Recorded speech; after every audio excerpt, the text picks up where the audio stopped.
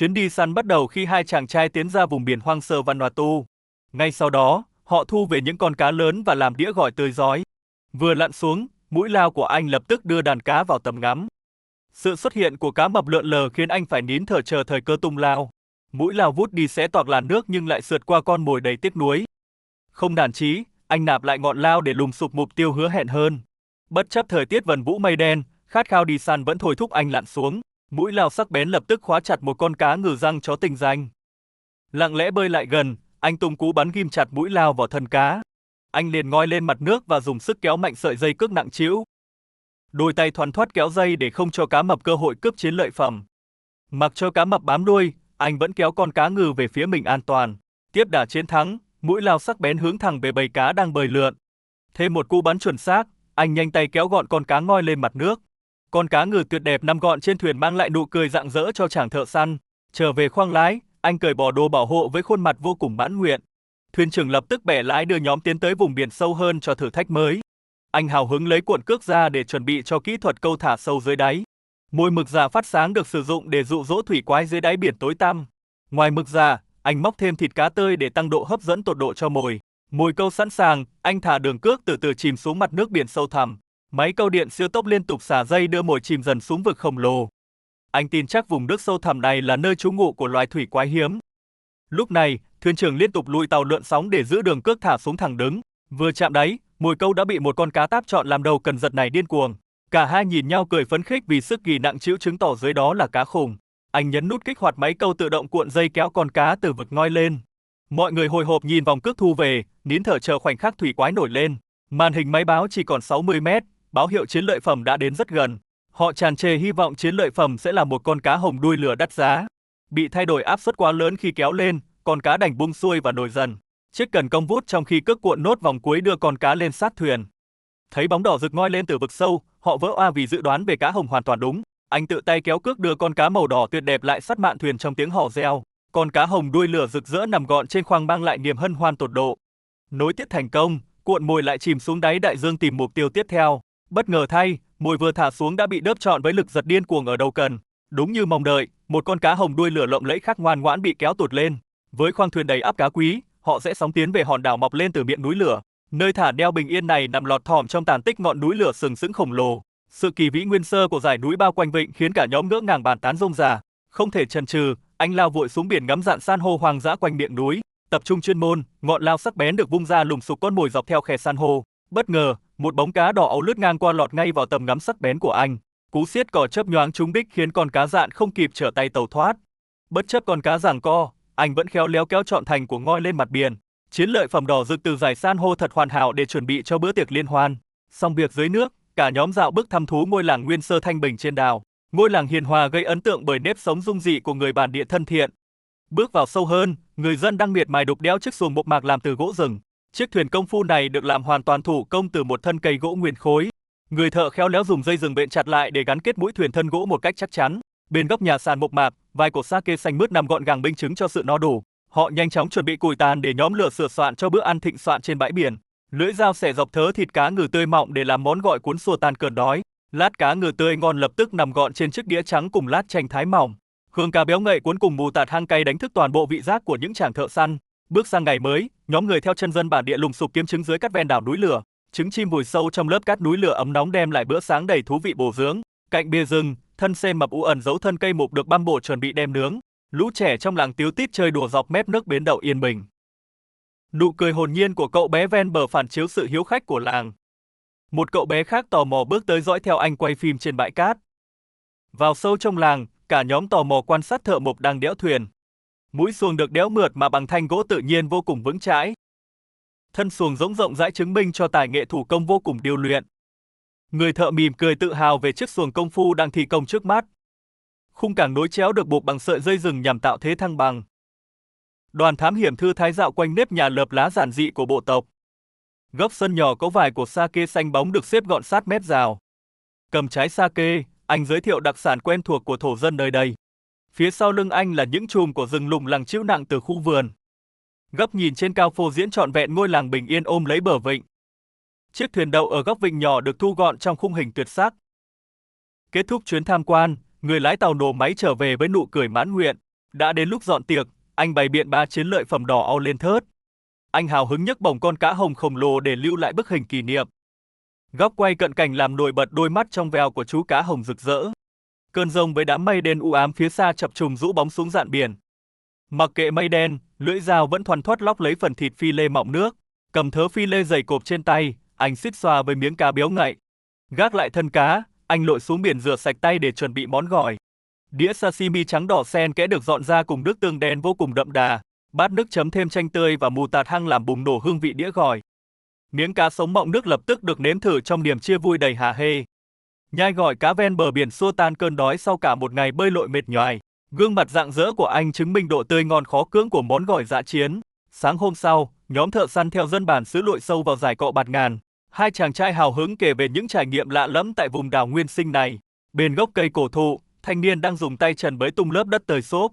Cả nhóm tò mò vạch lá len lỏi vào góc rừng sâu để tìm hiểu cách đi săn.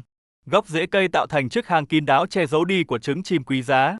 Bới sâu xuống cát, thanh niên lôi lên một của trứng chim khổng lồ đầy kinh ngạc. Một cậu bé tò mò ngắm nhìn của trứng sần sùi nóng ấp ngập trong nền đất rừng. Cái hố trống hoác vẫn tiếp tục được đào bới bởi những cậu nhóc hiếu động quanh làng.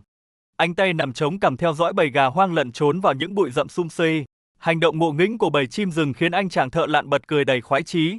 Cậu nhóc giơ bồng của trứng chim vừa bới được để quay phim ghi lại khoảnh khắc đẹp. Giò mây thủ công nhanh chóng chứa đầy trứng chim dưới tàu lá dừa xanh che phủ.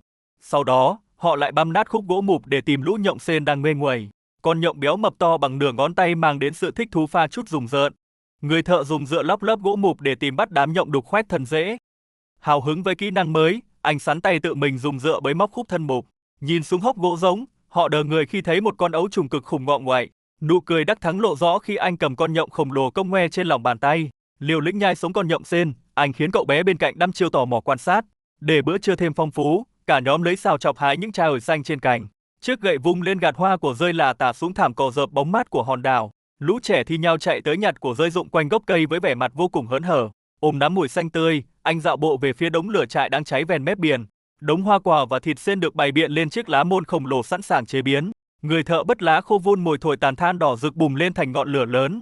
Thực phẩm được cuộn kín bằng lá chuối buộc dây rừng để hấp chín trên ngọn than hồng. Bữa tiệc sinh động được dọn ra với dừa củi xẻ đôi bên cạnh bọc đồ nướng ngút khói. Những xiên sên rừng nướng quanh bếp than cháy xèo xèo thơm nức mũi giữa không gian tĩnh mịch.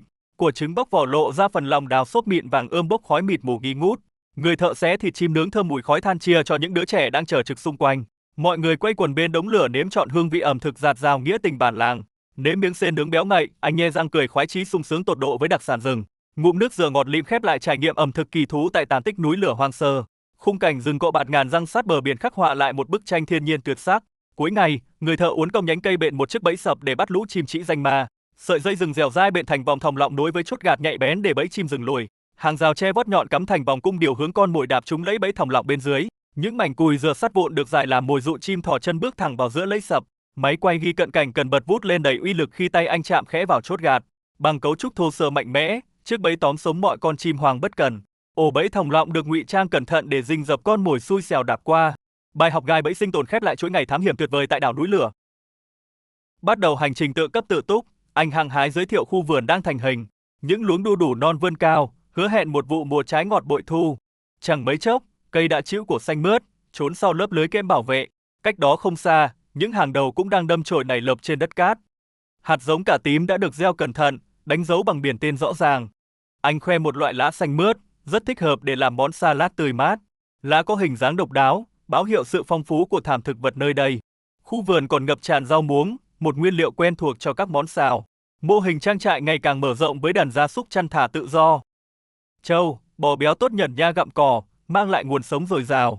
Ngay cả góc vườn nhỏ cũng được tận dụng trồng thêm hành và rau thơm. Sau chuỗi ngày lao động, thành quả là hai chú cá biển tươi rói vừa đánh bắt. Bữa tiệc hoành tráng được dọn ra ngay trên bờ biển với vô vàn món ngon. Khay cá nướng thơm lừng ăn kèm với cơm trắng và các loại của từ vườn nhà. Anh thong thả thưởng thức thành của lao động giữa khung cảnh thiên nhiên tuyệt đẹp. Chuyến hành trình bắt đầu khi anh đặt chân lên vùng đảo hoang sơ tuyệt đẹp. Nơi đây vẫn vẹn nguyên những nét văn hóa mộc mạc của người dân bản địa. Họ sống nương tựa vào biển cả và tự tay săn bắt mẻ cá khổng lồ. Cuộc sống bình yên trôi qua bên đàn cá heo và nụ cười rạng rỡ trẻ thơ. Theo chân người dẫn đường, nhóm quyết định tiến sâu vào một hang động bí ẩn. Dòng nước ngập ngang hông khiến từng bước đi trong bóng tối thêm phần thử thách. Vài đứa trẻ địa phương rành rẽ địa hình cũng tò mò lội nước theo sau. Anh vui vẻ làm quen với những người bạn nhỏ tuổi nhưng vô cùng gan dạ này. Không hề chần chừ, bọn trẻ dũng cảm dẫn đầu đoàn thám hiểm bước vào vùng tối. Càng tiến vào trong, không gian hang động càng lộ ra vẻ hoang sơ kỳ bí. Tiếng cười đùa vô tư của lũ trẻ vang vọng khắp các vách đá ẩm ướt. Họ phải chật vật lội qua dòng nước lạnh buốt với đá ngầm lởm chởm dưới chân. Thế nhưng, đám trẻ nhỏ vẫn thoăn thoắt trèo qua các mỏm đá vô nhô cao. Đôi chân trần của chúng dường như đã quá quen thuộc với địa hình hiểm trở. Nhìn lên trần hang, hàng ngàn khối thạch nhũ tuyệt đẹp rủ xuống đầy ấn tượng. Những kiệt tác này được mẹ thiên nhiên đẽo gọt từ những giọt nước khoáng nghìn năm. Đang mải mê chiêm ngưỡng, một mùi hăng ngái bất chợt xộc thẳng vào mũi anh. Lớp phân dày đặc bám trên phiến đá tố cáo đây là sao huyệt của bầy dơi. Bỏ qua mùi hôi, các khối thạch nhũ nhẵn bóng do nước mài mòn vẫn rất thu hút. Cả nhóm lấy tinh thần lội sâu hơn vào vùng nước tĩnh lặng phía cuối hang. Lớp mùn rơi dưới đáy vũng ngập này thực chất là nguồn phân bón cực kỳ quý giá. Đảo mắt nhìn quanh, bầy dơi khổng lồ bám đen kịt trên trần vách đá tối tăm. Sự đa dạng của hệ sinh thái nơi đây khiến mọi người đi từ bất ngờ này đến bất ngờ khác. Anh may mắn tóm được một chú tôm nước ngọt đang trốn sâu dưới khe ngầm. Cặp mắt nhỏ đỏ rực của nó lóe sáng khi bị ánh đèn pin chiếu thẳng. Một người dân địa phương hào hứng kể về cách họ thường xuyên săn tôm suối. Họ chỉ cần công cụ thô sơ để gom về những mẻ tôm suối đầy áp. Kết thúc hành trình khám phá, đoàn người lội ngược dòng quay trở lại cửa hang. Thành quả thu được là một túi tôm tươi rói hứa hẹn bữa trưa ngon miệng. Dọc đường mòn, anh bạn bản địa giơ lên chùm trầu cao non hái từ rừng sâu. Đây là thức nhai tiêu khiển quen thuộc truyền lại từ bao đời tổ tiên của họ. Sự tự hào về sản vật quê hương hiện rõ trên nụ cười chân chất của người thợ săn. Rời khỏi bóng râm rừng rậm, bãi biển nhiệt đới lộng gió lại hiện ra trước mắt. Dù bận rộn khám phá cõi hoang dã, việc giữ liên lạc vẫn là ưu tiên thiết yếu.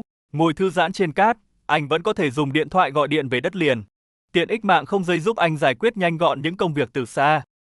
Chỉ với vài thao tác vuốt chạm, Internet đã kết nối hoàn hảo giữa hòn đảo vắng. Ứng dụng thông minh này chính là trợ thủ đắc lực cho những người đam mê xê dịch.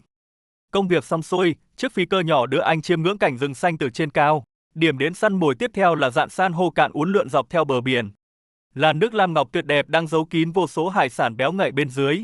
Anh chỉ tay về vùng nước xa xôi nơi sóng bạc đầu liên tục cuộn trào xô vách đá.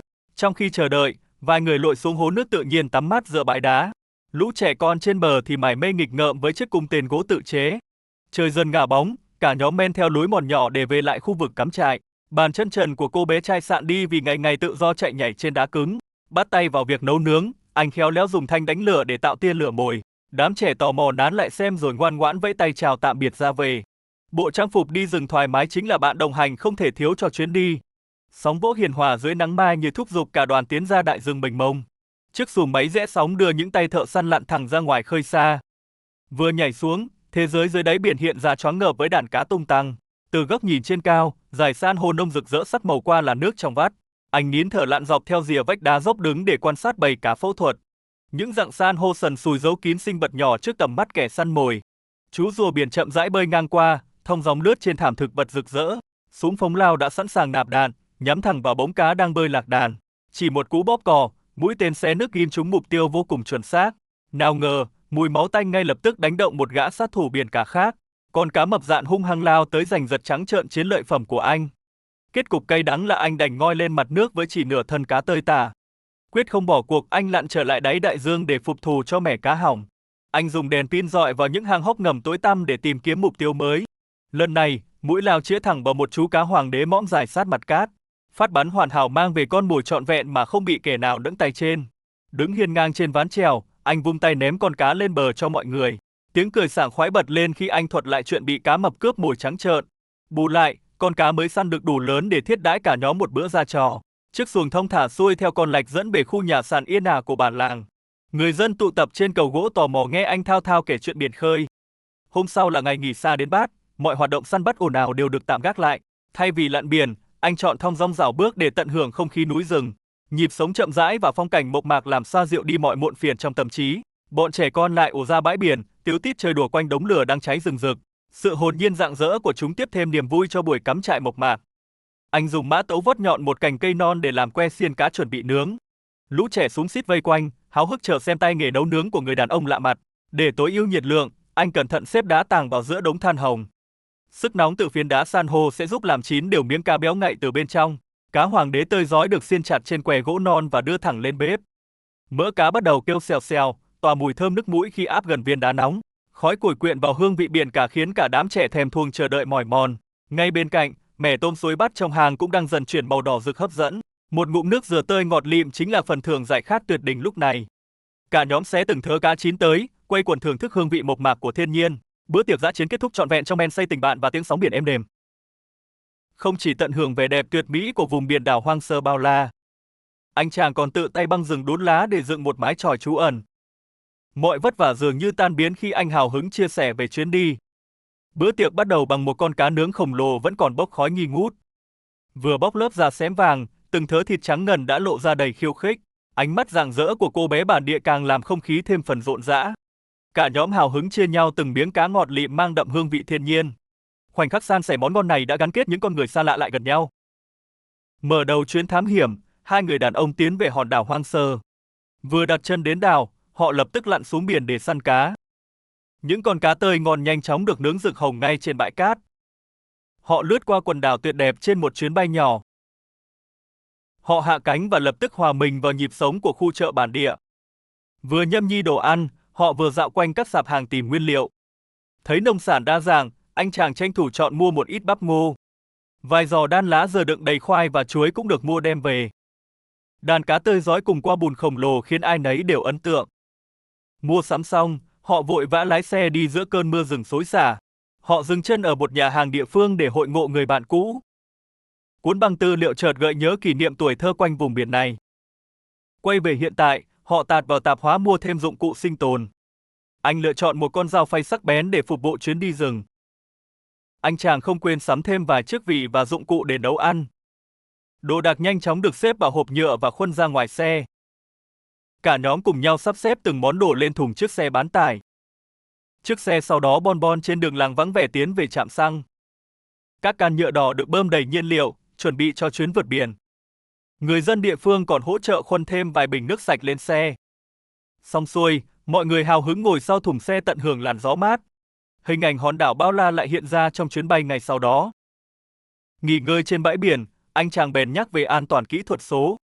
VPN là ứng dụng giúp anh dễ dàng quét và ngăn dò dỉ dữ liệu.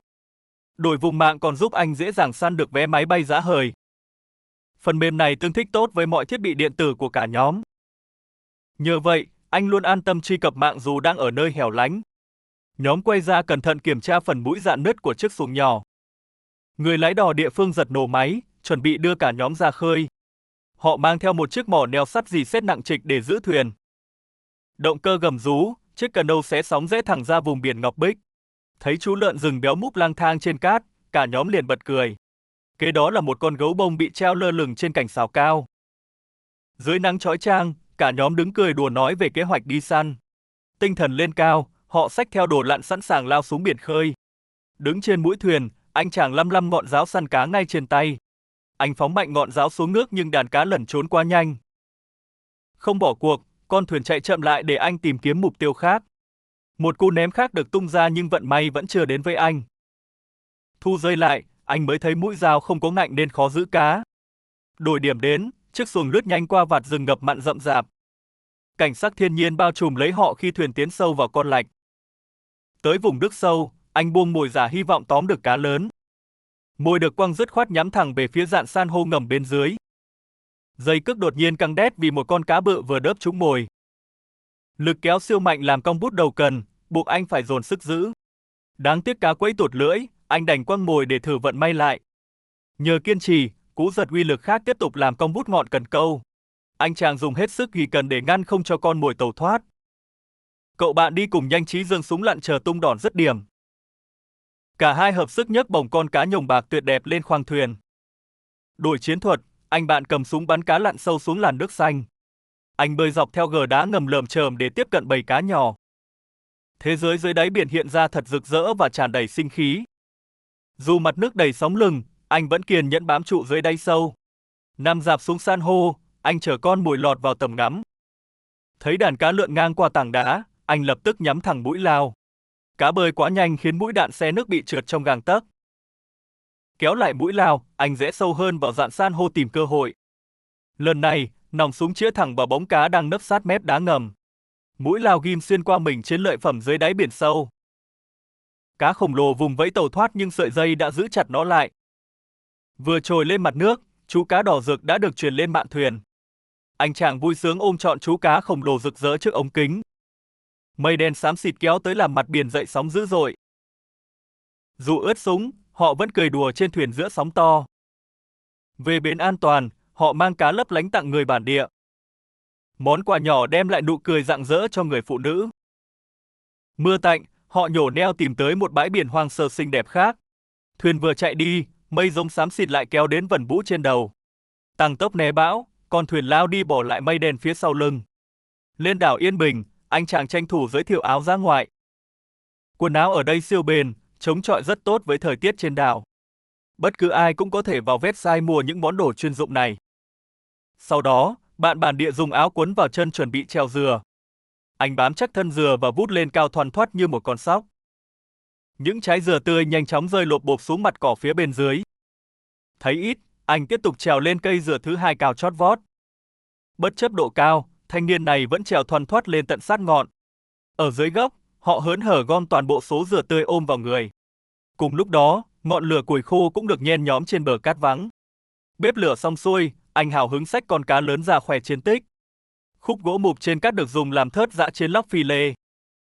Vài đường khía dứt khoát được rạch lên miếng thịt phi lê trắng muốt. Xong nồi và gia vị tẩm ướp cá nướng cũng được bày biện sẵn. Cuối cùng, cậu bạn nhanh tay bẻ cành cây xếp vỉ nướng trên bếp than. Để bữa ăn thêm đậm đà, nồi cơm giã chiến nhanh chóng được chuẩn bị. Chút nước dừa tươi vừa hái được trút thẳng vào thay cho nước lã. Xong cơm sau đó được mang đi đặt gọn gàng lên bếp lửa rực hồng. Bên cạnh, tảng phi lê cá cũng đang được rắc đều lớp gia vị ướp. Khi đặt lên vỉ nướng, anh còn cẩn thận dưới thêm chút dầu ông lưu. Trong khi đó, cậu bạn bản địa dùng gậy gạt than để duy trì nhiệt độ. Dưới bóng cầu vồng xa xa, mùi cá nướng xèo xèo bắt đầu lan tỏa. Tranh thủ lúc chờ cá chín, anh chàng lấy dừa ra làm chút đồ uống. Vài nhát dựa dứt khoát nhanh chóng vạt đi lớp vỏ cứng của trái dừa tươi. Để tăng phần thú vị, họ châm thêm chút rượu rum thẳng vào của dừa.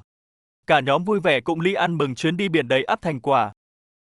Rượu vừa cạn, người bạn bản địa lại cầm cụi gọt đéo một mảnh vỏ cứng. Anh dùng chính chiếc vỏ này làm công cụ để cạo sạch mảng bám bẩn.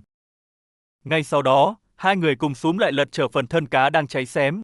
Vài tàu lá rừng xanh mướt được ngắt xuống để xếp ngay ngắn lên thân gỗ. Cá nướng nguyên con thơm lừng lập tức được dọn lên chiếc đĩa tự nhiên này. Miếng phi lê trên vỉ dừa cũng đã chín vàng ươm, tỏa hương ngào ngạt. Cơm trắng, cá nướng bày ra bát gỗ, vắt thêm chút chanh tươi là tròn vị. Ai nấy đều bưng bát thưởng thức và gật gù khen ngợi bữa ăn thịnh soạn. Miếng khoai lang lùi xém vỏ cùng thịt cá mềm ngọt tan ngay trong miệng. Bữa tối no nê khép lại một ngày phiêu lưu biển cả thật sự tuyệt vời.